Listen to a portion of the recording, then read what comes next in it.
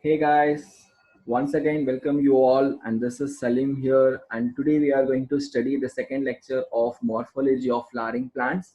Like I hope you all would have watched my first lecture of the same chapter. If not so, the description is there. So the link is there in the description. Okay, just do watch it and then come back to this video. Right?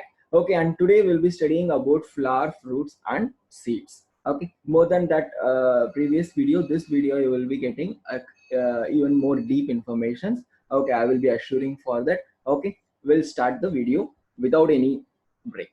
Come first. Okay, so first we are going to study about flower. We are going to study about flower. Flower is nothing but it is a modified shoot. For flower is a modified shoot, and as well as it is the reproductive organ. Okay, it is a reproductive organ, which means to sexual reproduction. Okay, reproductive unit in angiosperm. Okay, it is a reproductive unit in an angiosperm. Okay, flowers will be holded. The flowers will be holded with a stalk called as pedicle. Okay, pedicle is nothing but a stalk. Okay, stalk of a flower where the inflorescence will be arranged. Inflorescence means the group of flower. Okay, that is called as inflorescence. Okay, so when we talk about a flower, total 4 holes will be present. 4 holes are arranged on the thalamus, or you can say over the receptacle. Okay, over this receptacle, and this receptacle is also called as thalamus. Okay, or it is also called as pedicle. Okay, so pedicle, which is connected with receptacle or thalamus. Over the thalamus, like 4 holes will be arranged. Okay, and those 4 holes are called as swollen end of pedicle. Right? Okay, what are all that 4 holes? When we talk about 4 holes, first one is calyx. Okay, first one is the calyx. Calyx is nothing but the sepal parts. Okay, and next one is corolla, the petal parts, and the next one is androecium. Androecium is nothing but the male organ of a flower, which is anther and filament, and female part, that is gynoecium, which is a carpel region, a pistil, or you can say a carpel. Okay, so we'll study each and everything deeply. First, we'll go with calyx. What is calyx? Calyx is nothing but a group of sepals, which are green leaf like structure. Okay, which are green leaf like. Okay, and usually this calyx, it protects the flower in the bud stage. Okay, it helps in protecting the flower in the bud stage. Okay, and if the sepals are free, if let's say if the sepals are free, then it is called as, if the sepals are free, then it is called as polysepalous. It is called as polysepalous. If the sepals are free, then it is called as polysepalous. Whereas if it is fused, the sepals are fused, then it is called as gamosepalous. Right? Okay, so this is what about calyx. Enough, no need to go very deeper about this. Okay, so we'll study what exactly we require for our NEET examination. Right? Okay, next holes are corolla. Corolla is nothing but the petal part. Okay, so corolla is groups of petals. Okay, so these petals are brightly colored. Okay, these petals are brightly colored to attract the pollinators. Okay, these are all brightly colored to attract the pollinators for the pollination. Okay, and it will be attracting the insects for pollination. Yes, that is the point which I said, insects for pollination. And if the petals, again, if the petals are free, if it is free, then those type of petals are called as, those type of corolla are called as polypetalous. Okay, it is called as polypetalous. If it is fused, and it is called as gamopetalous. Okay, it is called as gamopetalous. Okay, very easy to remember. See, when it is a calyx, if a free calyx is called as polysepalous, whereas here free corolla is called as polypetalous. Their free calyx is called as, fused calyx is called as gamosepalous.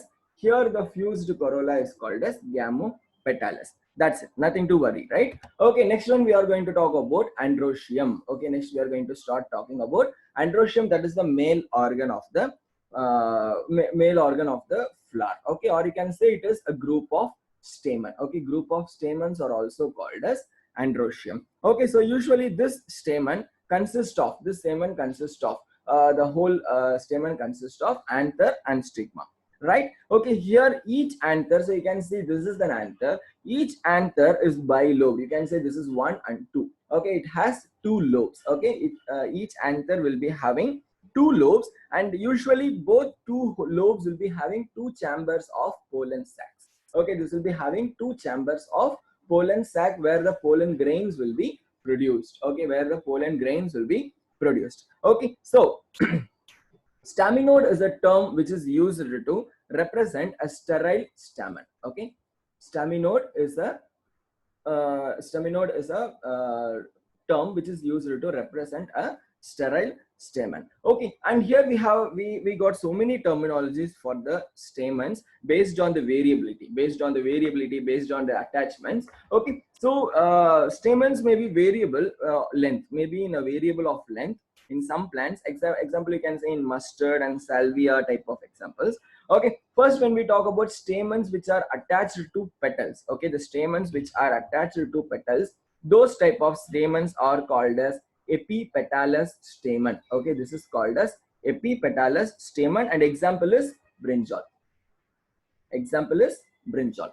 Next one, if the stamen attached to the perianth. Okay, perianth is nothing but when there is no distinguish among calyx and corolla. Remember, when there is no distinguish or differentiation among a calyx or corolla, then the whole region is called as, or the whole part is called as perianth. Okay, we'll discuss this in the further slides. Okay, perianth is if the stamens is attached to the perianth, then it is called as epiphyllous stamen. It is called as epiphyllous stamen. Okay, example here it is lily, right? And the next one, if the stamens are totally free, then those type of stamens are called as polyandrous. Okay, it is called as polyandrous. If the stamen is united in one single bundle, then it is called as monoadelphous. Okay, example is China rose, right? Okay, if it is arranged, if it is united in 2 bundles, then it is called as diadelphous. Okay, this is called as diadelphous, right? Okay, and example will be pea plant. Okay, and if it is more than 2, if the bundles are more than 2, then it is called as polyadelphous.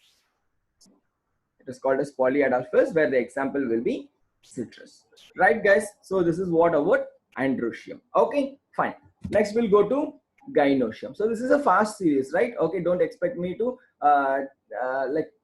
talk about each and everything like a new type of session. Okay, so the session will be a bit faster. Okay, you have to cope up with that, right? Okay, next one is flower. Gynoecium. That is the foremost hole of the flower. Okay, and this gynoecium is also called as group of carpels. Okay, this is also called as group of carpels, or it is also called as a female part. Okay, this is also called as a female part of a plant. Okay, so usually the gynoecium contains 3 parts of a reproductive organ. Okay, the reproductive organ contains 3 parts. One is stigma, style, and ovary. You can see stigma, style, and ovary. So all together, this is called as pistil, or it is also called as carpel. Okay, so the female organ of a flower is called as pistil, or also called as carpel, which constitutes of stigma, style, and ovary. So let's see what are all the functions of each layers. Okay, first stigma, it is an enlarged tip. Okay, stigma is an enlarged tip of style. It is a enlarged tip of a style which used for receiving pollen grains. Okay, so we all know that androecium will be releasing pollen grains, right? Those pollen grains will come and fed over here. Okay, it will come and stick over the stigma. Okay, it will come and stick over the stigma. Okay, and that is the main role of stigma, which will helps in receiving the pollen grains. Okay, and next, style, which is an elongated tube. Okay, which is an elongated tube, that is a tube which is penetrating deeper into the female organ. Okay, and this tube will be connecting the stigma with ovary. Okay, it helps in connecting with stigma to ovary, right? Okay, and now whatever the pollen is received from the by the stigma, those pollen will be taken to the ovary with the help of the elongated tube, that is style. Okay, and the next one is ovary. Ovary is the enlarged basal part. It is an enlarged basal part. Okay, so this enlarged basal part is which is one or more ovules present attached to the placenta. Okay, so this ovary will be having ovules. This contains ovules. Okay, it may be in single number or in multiple number. Okay, there may be one or more ovules. Ovules will be present, right? Okay, ovules are present which are attached to the placenta. Okay, and if the carpels, now when we talk about the carpel, if the carpels are more than one, okay, let's say in a plant, in a flower, more than one carpel is there. Okay, and those condition is called as apocarpus. Those condition is called as apocarpus. Okay, those condition is called as apocarpus, which remains free, example you can say lotus or rose. Okay, lotus or rose plants. Okay, next one, when the carpel is fused, when the carpel is fused or less in number, okay, then it is called as syncarpus. It is called as syncarpus, which is fused one. Okay, example will be mustard and tomato. Mustard and tomato, right? Okay, so usually flowers will be present in two types, unisexual flower and bisexual flower, we can say. Okay, bisexual means in one single organism, in one single flower itself, both male and female organ will be present, which is called as monoecious. Okay, which is called as monoecious. Okay, when it is by unisexual flower, the flowers which contains either an androecium part or either a gynoecium part, which is a dioecious organ. Okay, so this unisexual flowers usually it bears only 3 holes. Okay, usually we saw that 4 holes will be there in a flower, but when it is a unisexual flower, it contains 3 holes. Why? Because there may be an absence of either male part or female part. That okay. And the perianth is nothing but a sepals. Already I said, right? Perianth means if the sepals and petals, if sepals and petals are not distinct, petals are not distinct. Distinct means differed. Okay, if it is not differed, then those calyx and corolla are together called as perianth. Okay, then those corolla and calyx are together called as perianth. Okay, so members of perianth are now called as tepals. Okay, members of perianth are called as tepals. It is all called as tepals, right? Okay, next one we'll talk about symmetrical. Okay, when we talk about a symmetry, that means division. Okay, symmetry, or you can say proper arrangement. Okay, so there are no symmetry. Some flowers which cannot be easily divisible. Okay, this thing we studied in your animal kingdom also. Okay, so asymmetrical, pseudo-symmetrical, okay, asymmetrical, eusymmetrical, and radial, all these things. Same like that here, asymmetrical flowers are there where we can't see any symmetry,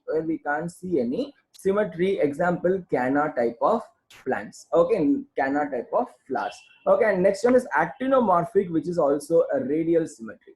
Okay, which is also a radial symmetry. Example you can say datura metals, okay, which can cut in equal half in any plane. Okay, and mustard and chili. Okay, these are all the examples of actinomorphic, right? Last one is zygomorphic, which is bilateral symmetry, example will be bean seeds, okay, pea seeds, okay, gulmohar is a flower. Okay, so gulmohar and cassia is another one type of flower. So these are all the examples of zygomorphic. When we talk about floral appendages, that means the petal arrangements, okay, or which is joint petals. Okay, when we talk about joint petals, okay, there are either 3 petals may be present, or 4 petals may present, or 5 more petals, or even number of petals may increase. Okay, if a flower contains 3 petals, then it is called as trimerous. Okay, if a flower contains 4 petals, then it is tetramerous, or if it contains 5, it is pentamerous, or more than 5, it is polymerous, right? Okay, and the next one here we will be having a bract. We will be having a bract. Bract is nothing but a leaf-like structure. Bract is nothing but a leaf-like structure which is present at the base of flower, which is present at the base of flower, or you can say base of inflorescence, right? Okay, so how to say this? Bract means, like, you can say a pedicle was there. Okay, over this pedicle, okay, sepals started produces, right? Sepals started produces. Here the bract means it's a small leaf-like structure which is present, okay, which will be present below the flower or inflorescence. Okay, if the flowers have bracts, those flowers are called as bracteate. Okay, those flowers are called as bracteate. That means presence of bract, okay, is called as bracteate, whereas absence of bract is called as ebracteate. Okay, so if a flower contains bract, then it is called as bracteate. If it doesn't have any bract, then it is called as ebracteate, right? So with this, gynoecium part and all other flower part is getting over. Okay, we'll study some important features, which is the flowers is also getting devised, okay, or differed based on the ovary. Okay, flowers are getting differed based on its ovary arrangement, based on the arrangements. Okay, so here you can say like 3 holes will be present in the unisexual flower, right? Okay, so it is differed into 3 types. One is hypogynous, one is perigynous, and another one is epigynous. Wherein hypogynous, the flowers will have a superior ovary. The flowers will be having the superior ovary. That means, here, see here, the flower type in which the sepals, petals, and stamens are attached below the ovary, which is attached below the ovary, right? Okay, if the ovary, it is attached, if the ovary is above all other 3 holes, then those type of plants are called as, flowers are called as superior or hypogynous flower. Okay, next one is half inferior. That means the ovary will be half penetrated inside the sepal parts. Okay, it will be present inside the sepal parts. You can see here, okay, the flower type in which sepal, petal, and stamens are attached to the rim of the floral tube, which surround, but it's not totally fused. It is not totally fused, and that type is called as perigynous or half inferior ovary. And the last one is epigynous, where the oval or ovary is completely fused, where the ovule or ovary is completely fused. Okay, and those type are called as epigynous flowers, right? Okay, so I will repeat it. Hypogynous means other holes are situated below the gynoecium. Other holes are situated below the gynoecium. So this part is called as gynoecium, right? Okay, other holes are present below the gynoecium. Okay, that is hypogynous. Perigynous means other holes are situated at the rim of the thalamus, at most almost the same level of gynoecium, right? Okay, and the last one is epigynous. Epigynous, other holes are situated above the gynoecium. So over the gynoecium only, all other holes will be present. Okay, and ovary will be completely fused, right? Okay, when we talk about examples of hypogynous, you can say brinjal is an example. Okay, brinjal, mustard, and China rose are the examples of hypogynous, right? When we talk about half inferior or perigynous, examples are plum, peach, as well as rose. Okay, and inferior ovary examples are cucumber, guava, sunflower, right? Okay, next one we'll talk about estivation. What is estivation? Estivation is nothing but arrangement of sepals or petals within the same hole. Remember that arrangement of sepals and petals within the same hole, that is called as estivation. So here we are having 4 types of estivation. Okay, one is valvate, one is twisted, one is imbricate, one is vexillary. Okay, one is vexillary, and this cuncunicle is not given in your NCERT, but still we'll have an idea about it. Fine. Okay, so what is valvate?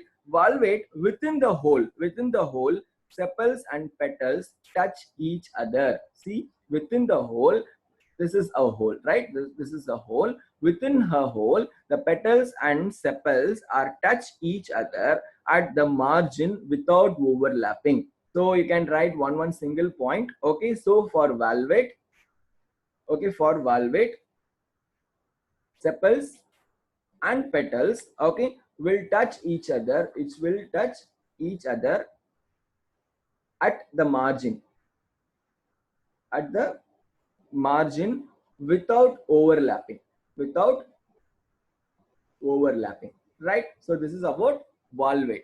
Okay, and example of valvate is calotropis. Example of valvate is calotropis. Next one is twisted. Okay, with the term itself we can say it is twisted. Okay, so here what happened, why if one margin is overlapped by other, here overlapping will be present. Okay, one margin will be overlapped by the other, that is called as twisted. And example of twisted are, you can say lady's finger, right? Lady's finger is an example, cotton is an example, China rose is an example of twisted. Okay, when we talk about imbricate, imbricate within the hole if overlapping occurs without any direction. Okay, imbrical, in imbricate you can say the overlapping will be present. Okay, overlapping will be present, but without any proper direction, without any proper direction, and those type are called as imbricate. Okay, example of imbricates are cassia, okay, and gulmohar. Cassia and gulmohar, right? Okay, and the last one is vexillary. Vexillary, out of the 5 petals, large petal will overlap the 2 lateral, which is turn overlap the smallest petals. So you can see here, this is one, okay, this is one petal, 1, 2 petal, 3 and 4 petal, right? Okay, so here what happened, out of this 5 petal, the largest petal, this is the largest petal. Okay, this largest petal overlap the 2 lateral. Over this 2 lateral, one single petal is getting overlapped. Okay, which in turn develop the 2 smallest. Okay, which will be developed into 2 smallest petals, right? Okay, and these 2 smallest petals are called as keel. These 2 smallest petals are called as keel. This is one important neat question, right? Okay, example of this are bean plant and pea plant, right? So these are all the examples of bean plant and pea plant. So this is how aestivation is getting over. I hope you all understood, right? So aestivation is arrangement of sepals and petals. 4 types are there: valvate, twisted, imbricate, and vexillary. Don't worry about cuncunical. Okay, don't worry about it. Okay, so here in valvate, the sepals and petals will touch each other within the hole. Okay, and when it is twisted, here the overlapping will be there. Okay, one among another, the overlapping will be there. In imbricate, the overlapping will occur but without any direction. Okay, and this is how the last vexillary, 5 petals, out of 5 petals, 1 petal will be the largest one. 1 petal will be the largest one, which covers the 2 lateral petals and which turns overlap the small petals, and those small petals are called as keel, right? Fine. Next we'll go to inflorescence. Inflorescence is nothing but arrangement of flowers. Okay, inflorescence means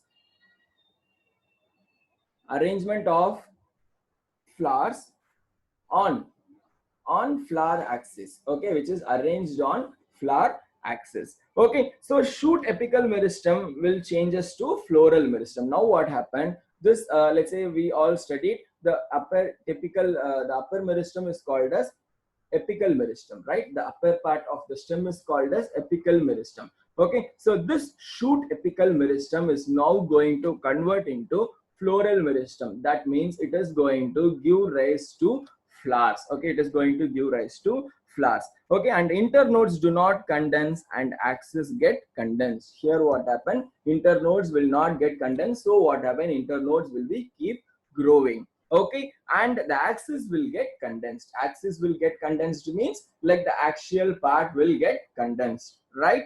Okay, so what happened, the axial part will not further grow. It will not further grow, right? Okay, so 2 types of inflorescence are there. One is racemose and another one is cymose. Okay, so 2 types.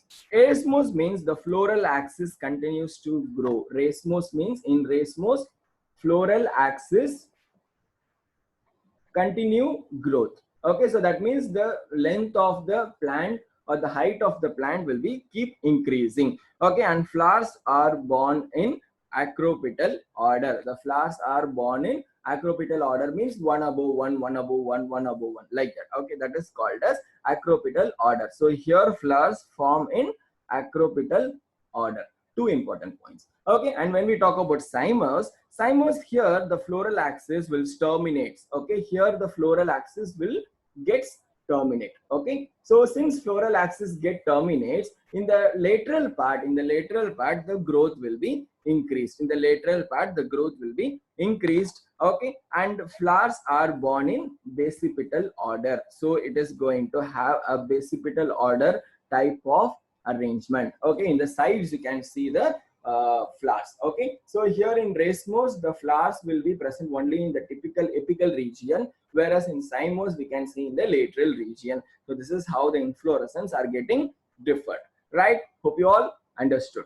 Okay, the next one is placentation. It is very important one, placentation. I'm just giving an example with a direct NCERT image. Okay, so placentation is nothing but arrangement of ovules in the ovary. Remember that this is ovule. Let's see, this is a ovule and this whole part is ovary, right? Okay, this is ovule and this is ovary. So the arrangement of ovule and ovary is called as placentation, right? Okay, so this placentation are of five types, sorry, it is all five types. Okay, first one is marginal. Okay, this is called as marginal. Okay, and this one is called as axial. Okay, and this one is called as parietal.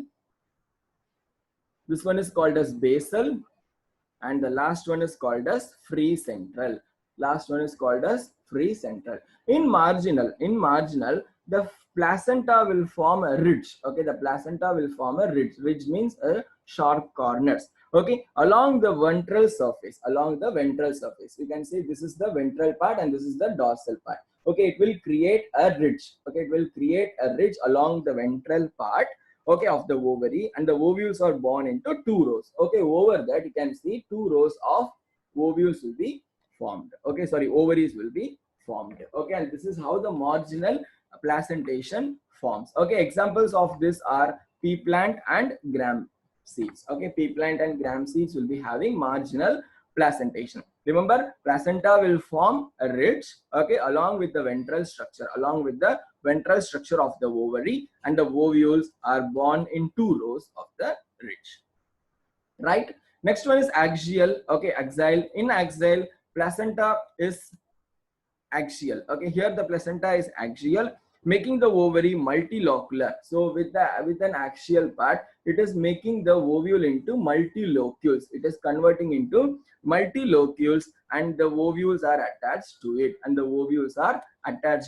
Okay, example of this is tomato, lemon, and China rose, right? Okay, next one is parietal. Parietal means ovules are attached to the inner part of the ovary. So ovules are attached to the inner part of ovary.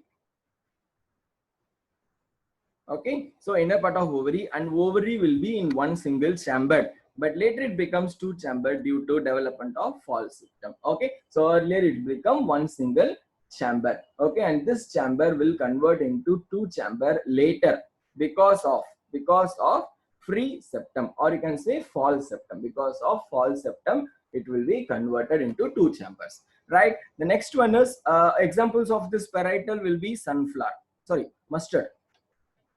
Mustard will be the example of parietal, mustard. Okay, then we'll talk about basal. Basal is a single ovule. Basal contains a single ovule which is attached to the base of the ovary. Okay, examples are sunflower and marigold. Okay, marigold flower. Last one is free central. Free central, where the ovules are born on a central axis. So you can say this is a central axis. Okay, the ovules are born on the central axis, and the septa or partitions are absent. So here absence of septum, okay, or axis. Here it is absence of septum or axis. okay, or you can say partitions. Okay, so because of that it present in a free way. Okay, it present in a free arrangement. Example, you can say primrose. Examples are primrose and dianthus. Dianthus are the examples of this. So this is how placentation is done. Okay, fine. Any doubts in this? If you have any doubts, just do comment in the, leave it in your comment box. Okay, sure, I will be answering for you all. Next, we'll come to interesting part. That is fruit. Fruit will be produced after fertilization. After fertilization, okay, the ovary will becomes into fruit. Okay, the ovary part will becomes into fruit. Okay, and the walls of ovary will become into fruit wall. Okay, so you can say this part is nothing but ovary, okay, which is converted into fruit. Okay, and this part is nothing but ovary wall, which is called as fruit wall. Now it is converted into fruit wall. Okay, and those fruit walls are also called as pericarp. Those fruit walls are also called as pericarp. Okay, which is thick and fleshy. Okay, it may be different. This pericarp will be differentiated into three types. One is endocarp, mesocarp, and exocarp. Okay, if the fruit becomes without fertilization, if let's say like fruit without, which forms without fertilization, then those type of fruits are called as, parthenocarpic fruit. Those type of fruits are called as parthenocarpic fruit. Okay, and there's another one term which is called as drupe. It is a fruit which develops from monocarpellary superior ovules. Okay, it develops from monocarpellary superior ovules, right? Okay, examples of this are mango and coconut. Okay, fine. So this is all about drupe. Okay, when we talk about the layers of pericarp, okay, so epicarp, endocarp, and mesocarp, three layers are there. Okay, so this exocarp is also known as epicarp. Okay, so here usually as per your NCERT, there is a differences among mango and coconut. Okay, among mango and coconut. Okay, in that you can say the epicarp will be having a thin outer membrane. Okay, which will be thin, whereas here it will be green. Okay, here it is green. Okay, here it is green outer epicarp. When we talk about mesocarp is the middle layer, which is fleshy and edible. Okay, and here it is fibrous. When we talk about endocarp, okay, endocarp, here in mango, it has an inner stone. Which is hard one. Whereas in coconut, it has a inner hard brown endocarp. Right? So this is how the fruits are getting differed. Okay, we have a further term called as false fruit.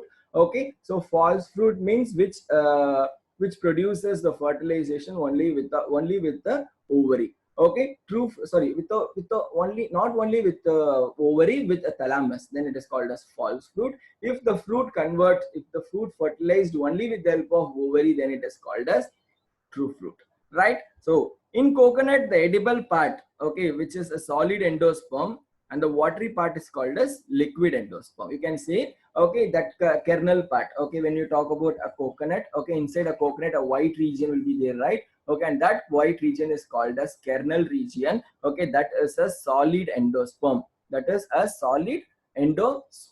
Whereas the liquid part will be there. It is called as liquid endosperm, right? Okay, so with this fruit part, we are getting cleared. Okay, then next we are going to talk about seeds. Okay, so fruits and flowers is over. Last but not least, we are going to talk about seeds. Okay, seed is nothing but it is a seed coat. Plus embryo is called as seed. Okay, so this embryo will be having. So when we talk about a seed is equal to embryo plus seed coat.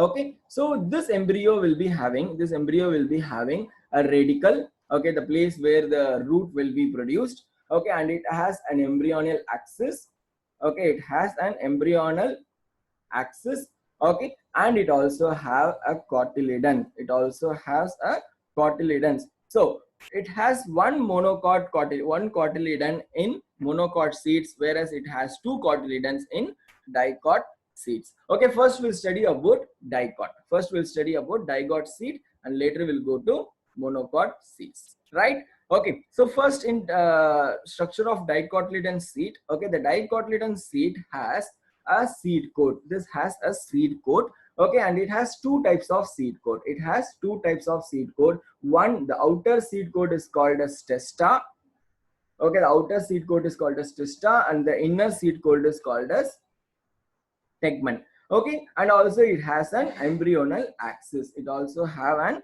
embryonal axis with two cotyledons, okay, fine. So here you can see one opening will also be there, and this opening is called as hilum, okay, this opening is called as hilum. So what is the role of hilum? Hilum is used as it is a scar, or you can say it is an opening, okay, where the seeds are attached to the fruit, okay, where the seeds are attached to the fruits, where the seeds are attached to the fruits, okay. Micropyle is the small portion above the hilum, so you can say this hilum can be present in the micropyle region, right? Okay, next one is cotyledon. When we talk about cotyledon, if it is two cotyledons, then it is called as dicot, okay, and they will be fleshy, okay, so you can say this is one cotyledon, this is another one cotyledon, okay, all these cotyledons are fleshy, okay, and it will be providing nourishment, that is nutrition. It provides nutrition for the developing embryo. From the embryonical axis, plumule and radicle will be emerged from the this one. So you can say here a radicle will be produced, and from here the plumule will be produced. Sorry, this is plumule. This is plumule where the shoot part will be released, and this is radicle where the root part will be released. Okay, fine. And when we talk about uh, dicot seeds, when we talk about dicot seeds, this dicot seeds will be differed into two types, okay. Even this dicot seeds itself is divided into two types. One is endospermic seed, and another one is non-endospermic seed, okay. Based on this endosperm, based on the presence or absence of endosperm, the dicot seeds are differentiated into two types, okay. So here in endospermic seed, endosperms are present, right, whereas here it is absent, okay. Then here the food will be stored in cotyledon, okay, here food stored in cotyledons, whereas here the food will be food will not stored in cotyledon, whereas here it will be stored in cotyledons, right, okay. And here the cotyledons are thin,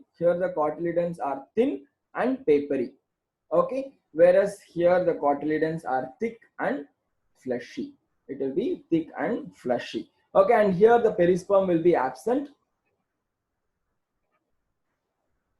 whereas here it will be developed from nucellus, okay, here it is developed from nucellus, so it is present, perisperm will be present, okay. When you talk about dicot, examples of endospermic seed, okay, example in dicot, it is, example is castor, okay. If it is in monocot, okay, if it is in monocot, it is cereals, right. When we talk about non-endospermic seeds, in dicot it is pea plant or bean seeds, okay, whereas in monocot you can say orchids are the examples of monocot non-endospermic seeds, right. Hope you all understood this, okay, fine. Let's move to monocot seeds. Okay, in this monocot seeds, usually monocot seeds are endospermic. Okay, but already we saw there in dicot seeds, either endosperms may present or may be absent, right? But in seeds in monocot, it may be usually endospermic only. Okay, and it has a seed coat. It has a seed coat, and it is membranous, and it is fused with fruit wall. So you can say it is fused. Okay, it has a fused cell wall, or you can say a seed wall. Okay, seed coat. It has a fused seed coat, right? Okay, and it also have endosperm in a high quality. You can say this is the complete endosperm. Okay, which is in a high quantity, which helps in storing of food. Okay, which helps in storing food. Okay, and it has an aleurone layer. Okay, the outer layer. This aleurone layer is it is proteinaceous layer. It is a proteinaceous layer that separates the embryo from the endosperm. Okay, which helps in separating endosperm from embryo, right? Okay, that is an aluronic layer. Okay, so next one, it has a scutellum region, which is a cotyledon. Okay, which is homozygous to cotyledon. Okay, it is a sized single large sized shield shape, which is cotyledon, where the cotyledon will be present. Okay, where the cotyledon will be present, right? And also it has a coleoptile region where it will be enclosing plumule part. Okay, which encloses plumule region. Okay, and coleorrhiza is the part which will enclose the radical region. So as we all know, radical is the root originating part, and the plumule is the shoot originating part. That's it. Okay, so we are completing our morphology of flowering plants. Okay, we studied everything from the starting, from the stem, leaf, root, shoot. Okay, everything we have done. Okay, and I want every student to just go through these videos once or twice. Okay, and try to practice the papers. Okay, try to practice your papers. So once you are practicing the paper, you'll get to know how which type of questions you are getting. Okay, and if you have any doubts in this, or if you want to clear, or if you want to complete any question banks, okay, then do let me know. I will be very happy for answering that. Okay, and once again, we'll have to say our motto, that is think big and dream big. Okay, so subscribe for this channel. If you all like this videos, just do share to your friends, so everyone will get utilized of it, right? Fine guys, so with this I'm winding up today's session, and tomorrow we'll be having with a new chapter. Okay, you can just mention me which chapter you want in the comment section also, right? Thank you so much guys. Bye.